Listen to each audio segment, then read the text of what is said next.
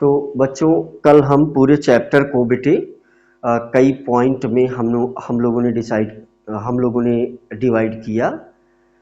तो पूरा चैप्टर आपने देखा कि 1 2 3 4 5 6 7 8 9 पॉइंट में हमने डिवाइड किया, राइट। तो बेटे अभी हम मूल कॉन्सेप्ट पढ़ेंगे, लेकिन उससे पहले हम कुछ छोटे मोटे पॉइंट आपको बता देते हैं। तो बेटा जैसे एटॉमिक नंबर, हालांकि अभी बहुत छोटी छोटी बातें हैं, सब बच्चे जानते हैं 9 से। तो जैसे एटॉमिक नंबर तो हमने कल बताया आप इसे जेड से रिप्रेजेंट करेंगे। तो ये है कि कोई भी एटम आप ले लो, है ना। जैसे ये यूनिवर्स जो है, आज की डिस्कवरी के अकॉर्डिंग हम कह सकते हैं कि 118 टाइप ऑफ एटम्स हो सकते हैं, क्योंकि उतने ही टाइप के क्या है, एलिमेंट हैं। तो सारे एटम में जो नंबर ऑफ प्रोटॉन है, मान लो आपने कोई एटम ले लिया और उसमें जो ये नंबर ऑफ प्रोटॉन है, राइट। तो इसी को हम क्या बोलते हैं, इसी को हम जेड बोलते हैं, है ना। और अगर हम इसमें number of proton means proton plus neutron, अगर हम ये दोनों कर लें तो आपको पता है इसे एटॉमिक मास नंबर ये बोलते हैं। तो सामान्य सी बात है कि अगर जैसे लिखा गया है ये सोडियम है बेटी, और इसमें जो नंबर ऑफ प्रोटॉन है तो वो है 11, और इसमें प्रोटॉन और न्यूट्रॉन का सम है 23। तो इसका मतलब क्या हुआ, इसका मतलब ये हुआ कि इसमें 12 न्यूट्रॉन भी है। जैसे हम अगर Mg की बात करते हैं तो इसका है बेटी 24। तो इसमें सॉरी, इसका जो नंबर है बेटे वो 12 है, मीन्स प्रोटॉन। एटॉमिक नंबर इसका जो है वो 12 है, और एटॉमिक मास नंबर 24 है। तो इसका मतलब कि इसमें जो नंबर ऑफ न्यूट्रॉन है वो भी 12 हो जाएगा। तो मुझे उम्मीद है कि ये छोटी छोटी बातें, जैसे अगर हम कैल्शियम ले लें तो कैल्शियम का एटॉमिक नंबर 20 है बेटे, और इसका मास नंबर 40 है। तो इसमें न्यूट्रॉन जो हो जाएगा इसका नंबर, तो ये भी 20 हो जाएगा। तो कभी कभी ये डबल होता है, लेकिन ऐसा नहीं होगा कि ये हमेशा डबल होगा। इसका टूजा हमेशा देखिए यहाँ डबल नहीं है, यहाँ पर डबल है, यहाँ पर भी डबल है, लेकिन बहुत सारे केस हैं जिसमें डबल नहीं है। तो इसलिए कहीं ना कहीं इसको याद ही करना पड़ता है बेटा। और एटॉमिक नंबर और एटॉमिक मास नंबर मीन्स ये दोनों चीज़ें हमें क्लियर हो, कोई एक अगर गिवन है तो दूसरा आप कैलकुलेट कर सकते हैं। तो इस पर हम समय नहीं जाया करेंगे, और ये छोटी मोटी चीज़ें हैं जिनको आप क्लास 9th में सीखे होंगे बेटे। तो अब हम मूल कॉन्सेप्ट को देखेंगे। तो इसको मिटा दिया जाए, तो चलिए इसको मिटा देते हैं, मूल कॉन्सेप्ट को पढ़ते हैं, राइट। तो मूल कॉन्सेप्ट बेटे, जैसा कि ये वर्ड है मूल कॉन्सेप्ट, तो इसमें कई पॉइंट में इसके कॉन्सेप्ट को क्लियर किया गया है, राइट। तो जैसे अभी हम लोग मूल कॉन्सेप्ट को पढ़ेंगे, तो अगर हम मेन बात इसमें ये बता दें कि इसको पढ़ने का फ़ायदा क्या है। तो इससे बेटा किसी दिए हुए मटेरियल में बोर्ड थोड़ा सा आसानी से नहीं मिट रहा है, इसका अरेंजमेंट हमें करना पड़ेगा। तो जो मूल कॉन्सेप्ट है बेटा, उसका एक सबसे बड़ा जो फ़ायदा है वो, अगर कोई मटेरियल दिया गया है अगर वो मोल में है, तो उसमें नंबर ऑफ पार्टिकल को हम बहुत इजीली कैलकुलेट कर सकते हैं और उसका मास भी बता सकते हैं। तो हम लोग देखते हैं, मूल कॉन्सेप्ट को सीखते हैं, राइट। जैसे ये मूल कॉन्सेप्ट है, ये पॉइंट हम लोग अब डिस्कस करेंगे। मूल कॉन्सेप्ट, राइट, मूल कॉन्सेप्ट। तो अगर जैसे हमसे कोई पूछता है कि मूल क्या है, तो पहली चीज तो बेटा ये 7 फंडामेंटल यूनिट है ना, मीटर, किलोग्राम, है ना, कैंडिला, एम्पियर। तो उसी में से एक ये फंडामेंटल यूनिट है। तो पहले वर्ड में तो हम लिख सकते हैं क्या कि it is a unit of quantity of substance. तो हम ऐसा बोल सकते हैं पहले पॉइंट में कि मोल इज फंडामेंटल यूनिट। पहले तो हम यही बोल दें, फंडामेंटल यूनिट। जैसे मीटर है, किलोग्राम है, सेकंड है, तो ऐसे हम ये बोल सकते हैं कि ये फंडामेंटल यूनिट है। अब जो फायदे वाली बात मिलेगी बेटा, हम इसको ऐसा बोल सकते हैं कि mole is a counting unit, है ना। तो मोल मोल क्या है? Mole is a counting unit भी हम कह सकते हैं, काउंटिंग यूनिट।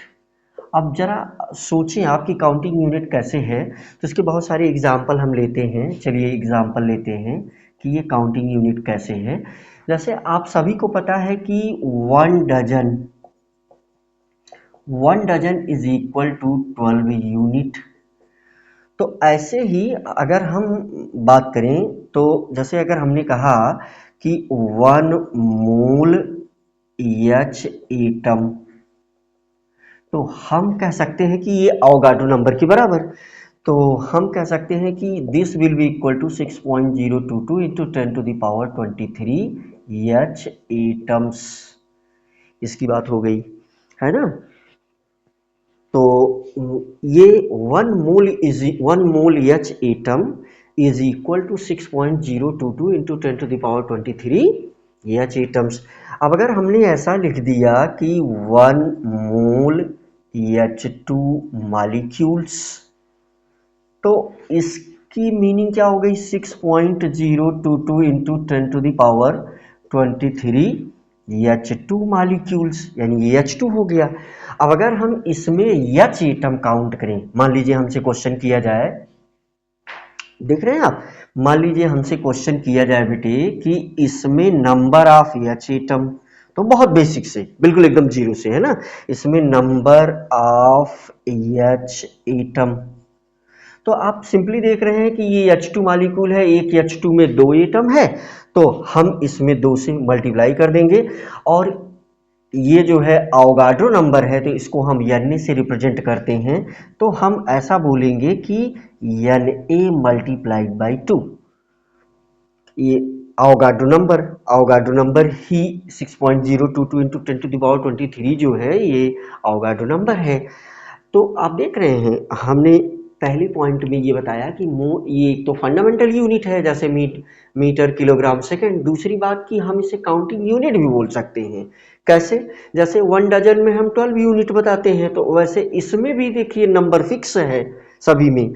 अब हम छोटा छोटा और अगर कुछ एग्जाम्पल ले लें, हमने जो है ये पहला एग्जाम्पल ले लिया, ये दूसरा एग्जाम्पल ले लिया, तीसरा एग्जाम्पल अगर हम ये कह दें कि 1 मोल O3, इसका क्या सेंस हुआ? इसका मतलब हुआ कि नंबर ऑफ O3 जो है उसका नंबर Na के बराबर है। तो ये है Na के इक्वल टू में O3। अब अगर हम इसमें O एटम को कैलकुलेट करना चाहें, तो ये क्या हो जाएगा? ये हो जाएगा मीन्स 3 इंटू Na, ये O एटम्स हो जाएगा। अब ये एटम्स की बात हो गई, तो आप बहुत क्लियरली देख सकते हैं कि ये काउंटिंग यूनिट की तरीके से यूज हो रहा है। अब विशेष रूप से हमें फायदे समझने हैं, तो कैसे हम इस कॉन्सेप्ट को आने वाले क्वेश्चन के लिए यूज कर सकते हैं, वो चीज़ देखना है। तो जैसे अगर हम अब कोई भी मॉलिक्यूल ले लें, मान लीजिए मैंने ले लिया 1 मोल ग्लूकोज, है ना, मैंने ले लिया 1 मोल ग्लूकोज C6H12O6, मैंने ये ले लिया बेटा। तो इसका मतलब ये है कि इसमें कितना मॉलिक्यूल है ग्लूकोज का, तो हम ये बोलेंगे कि बेटे इसमें अवोगाड्रो नंबर के बराबर मॉलिक्यूल्स है, C6H12O6 है इसमें। अब अगर इसमें हम एटम काउंट करें, जैसे अगर इसमें हमें कार्बन का एटम काउंट करना है, तो ये जो मॉलिक्यूल है मीन्स व्हाट, ये जो मॉलिक्यूल है ये C6H12O6, तो इसमें जो है 3 एटम, कार्बन और क्या, हाइड्रोजन और ऑक्सीजन। तो अगर इसके एटम को कार्बन, हाइड्रोजन और ऑक्सीजन, अगर इसके एटम को हम काउंट करें तो इसका मतलब कि इसका नंबर जो है वो 6 इंटू एन नहीं, क्योंकि देखो एक मालिक्यूल में कितना है, 6 है। अब यहाँ ये 12 है तो इसका नंबर ऑफ हाइड्रोजन एटम तो 12 इंटू यानी मीन्स अवोगाड्रो नंबर। और अगर ये ऑक्सीजन है तो इसका मतलब ये हो गया बेटे साफ साफ कि यहाँ भी ये 6 है तो 6 इंटू यानी। तो आपको बहुत एक बात इस सब से क्लियर हो चुकी होगी कि मोल जो है वो काउंटिंग यूनिट है। कैसे हम काउंट करेंगे, जो चीज़ गिवन रहेगी, जैसे हमसे एटम पूछ रहा है तो हम ये कंसेप्ट यूज करेंगे, अगर मालिक्यूल पूछ रहा है तो हम इस कंसेप्ट को यूज करेंगे। मालिक्यूल से एटम का नंबर कैसे डिसाइड किया जाए तो ऐसे हम यूज करेंगे या ऐसे यूज करेंगे। मुझे उम्मीद है ये पॉइंट आपको समझ में आया होगा। तो अगला पॉइंट हम देखते हैं, जैसे अगर हम नंबरिंग कर लें, वैसे कोई आर्डर फिक्स नहीं है लेकिन फिर भी कुछ चीज़ को शुरुआत में लर्न करने के लिए नंबरिंग कर लेना चाहिए, ये फायदा मिलता है 1 2। चलिए तीसरे पॉइंट में अब हम फायदे की ही बात करेंगे मिला जुला करके। तो मोल से हमको और क्या फायदा हुआ, तो कहीं ना कहीं ये जो मोल है वो यूज किया जा रहा है। ये मोल को हम यूज कर रहे हैं बेटा मटेरियल के लिए, ठीक है। तो मींस मटेरियल को वेट करने के लिए। तो कहीं ना कहीं अगर मटेरियल के रिस्पेक्ट में अगर ये मोल गिवन है ना, अगर ये मोल जो है गिवन है तो हम मटेरियल के रिस्पेक्ट में दो चीज जान सकते हैं। अगर गिवन है तो एक चीज तो हम बेटा उसका मास भी समझ जाएंगे कि उस मटेरियल का मास क्या है, और दूसरी बात हम क्या समझ जाएंगे कि इस मटेरियल में नंबर ऑफ पार्टिकल्स कितने हैं, नंबर ऑफ पार्टिकल्स को भी हम कैलकुलेट कर सकते हैं। अच्छा, इस चीज को हम एग्जाम्पल से देखेंगे, है ना। जैसे इसमें हम एग्जाम्पल लेते हैं, अगर मान लीजिए हमने लिया 1 मोल, क्या, जैसे हमने लिया मान लीजिए 1 मोल कार्बन C12, तो हमें यहां से दो इंफॉर्मेशन मिल रही है। इस 1 मोल कार्बन से हमें बेसिकली हम कह सकते हैं कि दो इंफॉर्मेशन मिल रही है। पहली इंफॉर्मेशन ये मिल रही है कि हमने लिया है 12 ग्राम कार्बन। पहली इंफॉर्मेशन हमको ये मिल रही है कि हमने 12 ग्राम कार्बन लिया है। दूसरी इंफॉर्मेशन हमको ये मिल रही है कि ये जो मटेरियल है इसमें नंबर ऑफ C12 एटम, इसमें नंबर ऑफ C12 एटम्स, इसका नंबर कितना होगा, तो फिर ये फिर से अवोगाड्रो नंबर के बराबर, इसका मतलब कि 6.022 इंटू 10⁻23, राइट। तो मोटे तौर पर मोल जो है ये फंडामेंटल यूनिट है और इसे काउंटिंग यूनिट की तरीके से भी यूज किया जा सकता है। एक जो बड़ा फायदा निकल करके हमारे सामने आया कि ये जो मोल है बेटा, means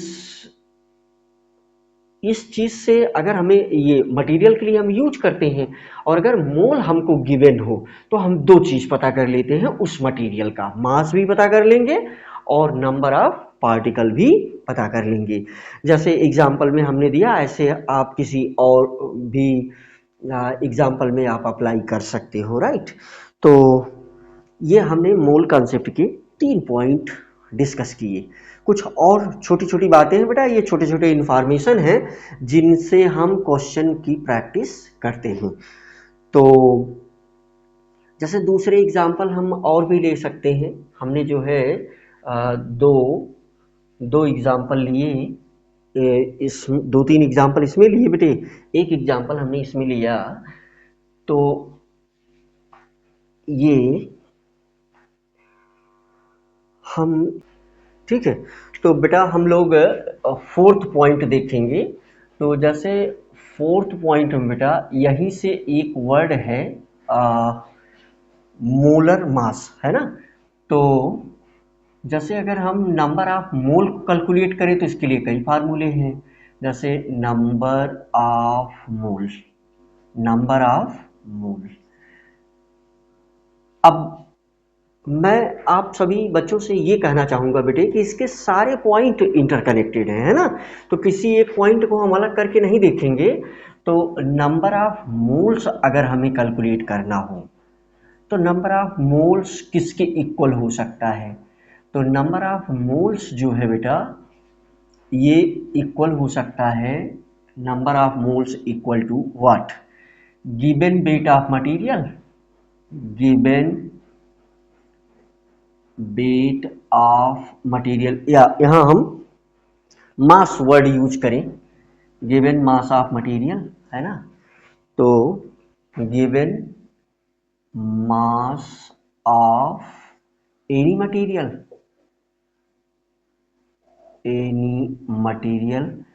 divided by number of moles, given mass of any material divided by what? Molar mass, molar mass of that material। ठीक है, एक फार्मूला ये हो गया नंबर ऑफ मोल को कैलकुलेट करने के लिए। दूसरा क्या हो सकता है? दूसरा है बेटा number of particle, number of particles divided by Avogadro number 6.022 into 10 to the power 23। हम इसे नॉर्मली रिप्रेजेंट करते हैं n से। ठीक है, number of particles divided by this. अगर ये गैसियस स्टेट में हो, मोल जो है वो तीनों के लिए एप्लीकेबल है, सॉलिड लिक्विड गैस तीनों के लिए बेटे। तो इसमें अगर ये गैसियस स्टेट में है तो वॉल्यूम ऑफ गैस है ना, हम लिख सकते हैं volume of gas at NTP, है ना, एट एनटीपी डिवाइडेड बाई 22/4 ली, 22/4। तो ऐसे हम नंबर ऑफ मोल्स को कैलकुलेट करते हैं बेटा। और नंबर ऑफ मोल को मैं बता दूं तो रिप्रेजेंट किया जाएगा यहाँ पर n से। n को हम नंबर ऑफ मोल बोल सकते हैं। यहाँ पर कुछ और पॉइंट अगर हम क्लियर करें तो जैसे कुछ चीजें गिवन है, गिवन क्या है हम अगले पॉइंट में देख सकते हैं। एक पॉइंट ये हमको लर्न होना चाहिए कि एट एनटीपी, एट, इसको चलिए हम पॉइंट नंबर 5 मेंशन कर देते हैं। तो at NTP volume of, at NTP volume of 1 mole gas, 1 mole gas equal to 22.4 litre. ठीक है बेटा, तो इसी चीज को हमने यहां यूज किया है। अब इसमें हम ऐसा 6 पॉइंट में ऐसा लिख सकते हैं बेटे कि at NTP volume of 1 mole gas is equal to 22.4 litre. ठीक है, और जैसे 1 मोल कोई मटेरियल, मोल जो है वो, चलिए ये वर्ड लेते हैं हम मोल। तो मोल जो है वो तीनों के लिए एप्लीकेबल है, ये सॉलिड के लिए भी एप्लीकेबल है, ये गैस के लिए भी एप्लीकेबल है, ये लिक्विड के लिए भी एप्लीकेबल है ना। तो अगर ये मोल गिवन है तो जैसे हम अगर इसमें बात करें, इस दोनों में हम वॉल्यूम ही यूज कर सकते हैं, इसमें ग्राम यूज कर सकते हैं। तो जैसे मान लेते हैं कि अगर हमें गिवन हो सॉलिड मटेरियल में, कोई भी सॉलिड मटेरियल गिवन हो, मान लीजिए हमें गिवन है 23 ग्राम व्हाट, 23 ग्राम Ni। तो ये मोलर मास है, तो इसका मतलब कि ये 1 मोल Na है ना। इस चीज को देखिए हमने यहाँ पर यूज किया। इसका मतलब नंबर ऑफ मोल जो है उसका कितना मोलर मास है वो उससे हम डिसाइड करेंगे। नंबर ऑफ मोल जो है मोलर मास से डिसाइड किया जाएगा। जैसे अगर एक दूसरा एग्जांपल हम ले लें, मान लीजिए हमने मटेरियल में ले लिया कुछ और, मान लीजिए एल्युमिनियम ले लिया, हमें दिया हो 27 ग्राम Al। तो इसका मतलब क्या है? इसका मतलब ये है कि 1 मोल क्या ये 1 मोल एल्युमिनियम, राइट। गैस में हम वॉल्यूम लेंगे, राइट। तो मान लीजिए हमने लिया है 22.4 लीटर N2 गैस। इसका मतलब क्या हुआ? इसका मतलब ये हुआ कि हमने लिया है 1 मोल N2, ठीक है। लिक्विड में अगर हमने सपोज करिए कि हमने लिक्विड लिया है, कितना हमने लिया है लिक्विड 1 मोल वाटर, सपोज करिए हमने लिया है 1 मोल H2O ही ले लेते हैं। तो 1 मोल H2O का क्या मतलब हुआ? 1 मोल H2O अगर हमने लिया है तो इसका मतलब है कि 18 ग्राम H2O लिया है, क्योंकि इसका मोलर मास यही होगा, है ना।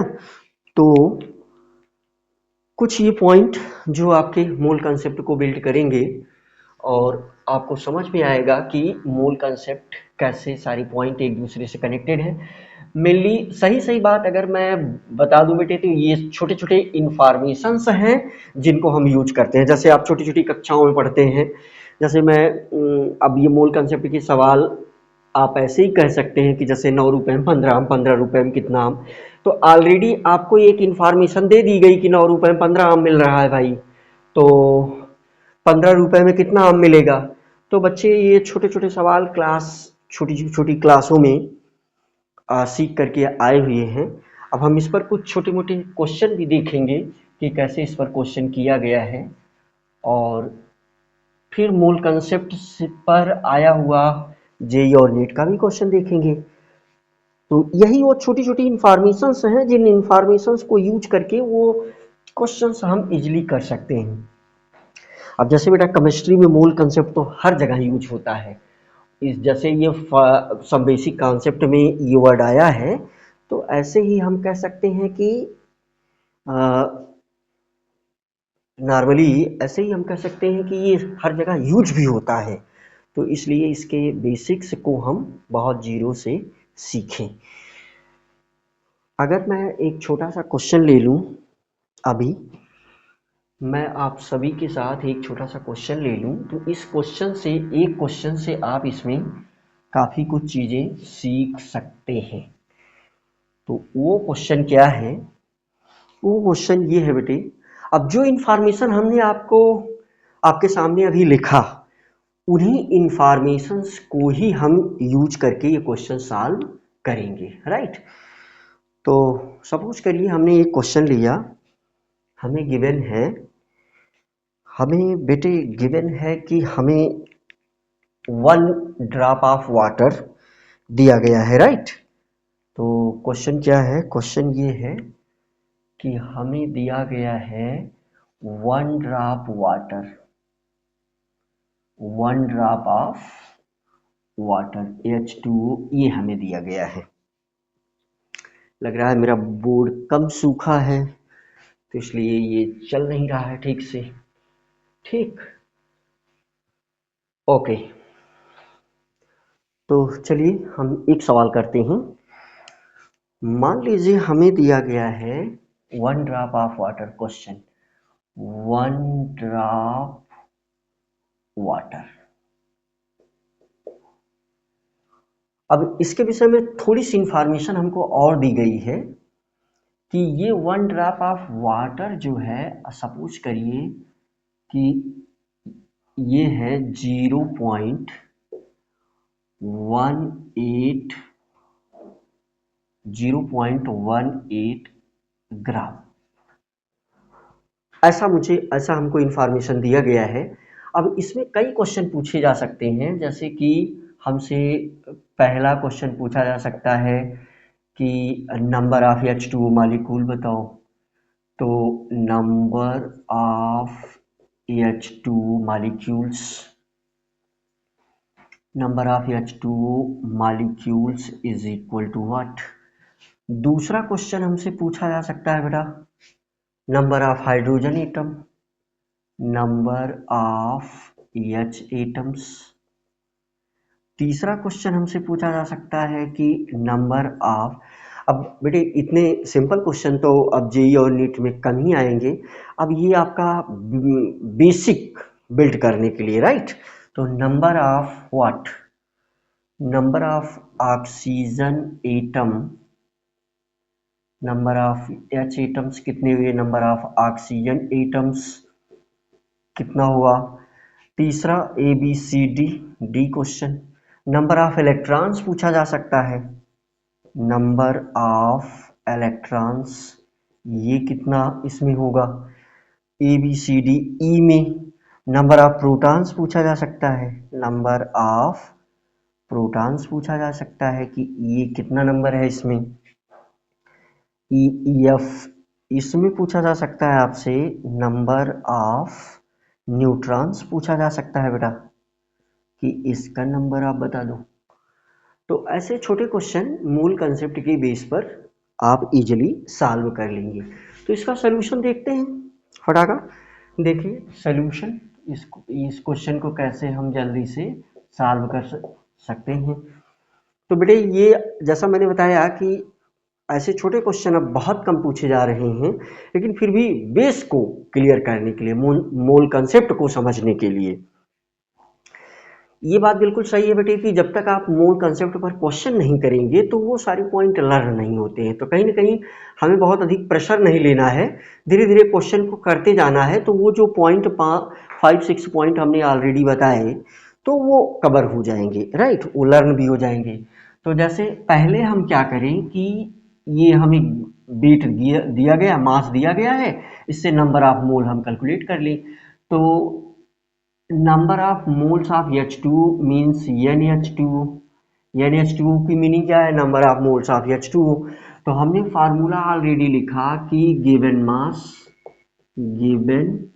Mass of H2O upon molar mass of H2O। तो सिंपली ये कितना आ जाएगा, ये आ जाएगा आपका 0.18 अपॉन 18। तो ये हो जाएगा 0.01। ये आ गया मोल, ये क्या आ गया, मोल। ये है आपका H2O। ऐसे ही बहुत छोटा सवाल, जैसे 9 रुपए में 15 हम, 15 रुपए में कितना हम, तो ऐसे ये सवाल होते हैं। बस थोड़ा सा इस पर पेशेंस रख करके क्वेश्चन को करने की जरूरत है कि कापी कलम लेकर के आप क्वेश्चन को देखें ना, बल्कि करें साथ में, तो उससे ज्यादा समझ में आपको आएगा। या देखने के बाद स्वतः प्रैक्टिस करें, ऐसा भी आप कर सकते हैं। तो ये हमें मिल गया। हमें मूल कॉन्सेप्ट क्या बताता है, तो अकॉर्डिंग टू मूल कॉन्सेप्ट क्या है, चलिए हम लिख भी देते हैं, अकॉर्डिंग टू मूल कॉन्सेप्ट।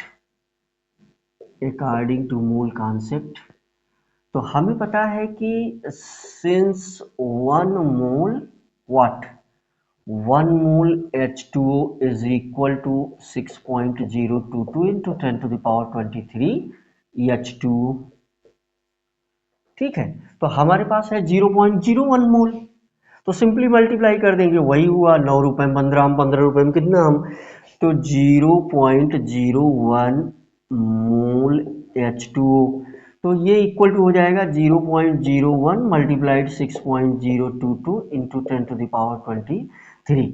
तो देखो 1 2 यहाँ से कम कर देंगे तो ये आ जाएगा आपके पास 6.022 इंटू 10 टू द पावर 23, क्या सॉरी 2 कम कर दिया गया तो ये हो जाएगा 21 H2O मॉलिक्यूल्स, राइट।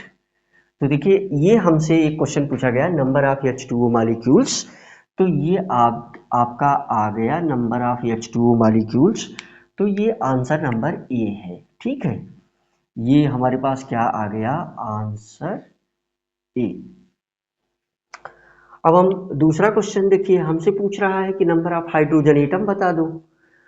तो अब इसमें किसी भी बड़े ज्ञान की कोई आवश्यकता नहीं। जैसे देखिए अगर लिखा गया है H2O एक मॉलिक्यूल, तो हमें साफ साफ दिख रहा है कि इसमें हाइड्रोजन का एटम 2 है, ये नंबर ऑफ हाइड्रोजन एटम है, और ऑक्सीजन का नंबर ऑफ एटम 1 है, ये ऑक्सीजन का है।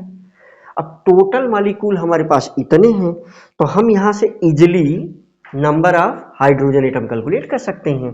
इसका मतलब नंबर ऑफ एच एटम्स, तो इसी में अगर हम 2 से मल्टीप्लाई कर दें तो नंबर ऑफ एच एटम्स निकल आएगा 6.022 इंटू 10⁻21 मल्टीप्लाइड बाई 2।